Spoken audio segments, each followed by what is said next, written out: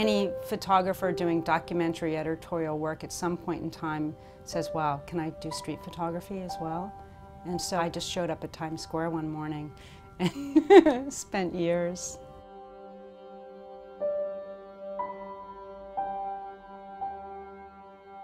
Street photography is the kind of endless pursuit of a perfect moment that you can't really imagine in your head, but when you see it, somehow you realize that's it.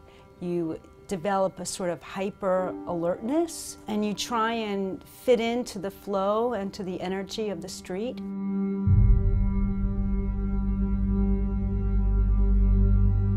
I like to change my height, so I bend my knees a lot, I go down low. I want the camera to move with my body, and with a big camera I can't do that.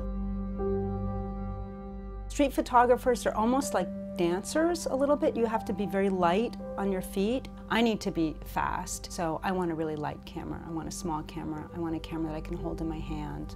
And so with the V2, it's been a liberating camera for me, totally, because I don't think about, oh, is this the picture I should be taking? I just take it. It's just like a reflexive action almost. Well, Nikon came to me with this concept about doing a project on speed, and I thought, well, you know, what is it I would like to shoot? As a still photograph to show speed, right? How do you show that? You know, I think you get a sense of a city by how people kind of wake up and enter it. So you have, I think, over 1 million people that enter New York City every day. For a photographer, it's a dream. I mean, it's got such a great history of street photography in this town. So when you do make a picture, you feel as though you're contributing to that history in some way, which is daunting. I like being able to shoot my own city as well, and to see what I could do to show this idea of speed, which is, you know, kind of complicated. And I thought, is it about the speed of someone walking by, or is it about the speed of the photographer? And so I kind of imagined this whole commuting ritual that happens in New York City every morning, and people, you know, racing to get into town. And also during that rush hour, there's also this sort of jam, right? Traffic jam, subway jam. So I look for places where the crowd like is released from the crush almost, and then they try and like bolt down the street. So you have these like highs and lows almost. I mean, you can't have speed without having something slow, right? I mean, it's all in relation to each other. The people are moving fast, you know, like they stop for a minute at the stoplights and then they take off. And so I like to get that moment just when they're kind of taking off. With this camera, I don't even have to look through the camera half the time because the autofocus is so good. So you can get people, you know, moving at like a 2/50th of a second, and you can shoot it. I look for places where you would see kind of this burst of energy. Also, with speed, with the rush hour, there's a kind of anxiety. You know, am I going to get there in time?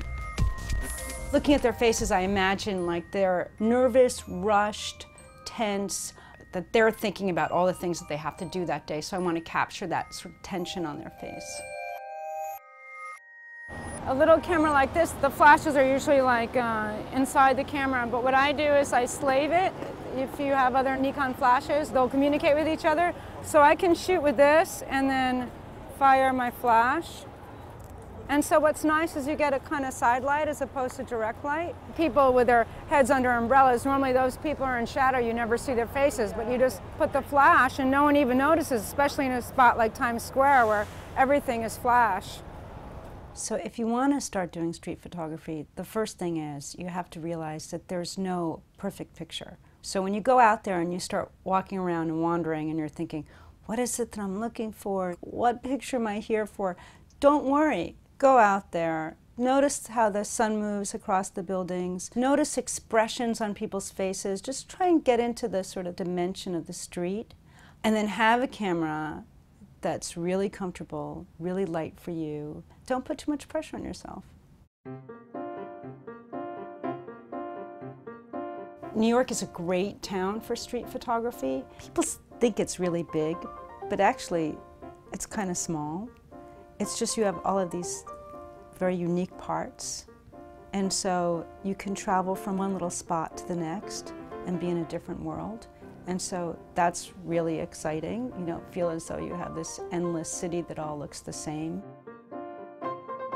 everyone is so like deep in their head about what they're thinking about in their life that you can fire away and no one really pays attention. They just kind of move on.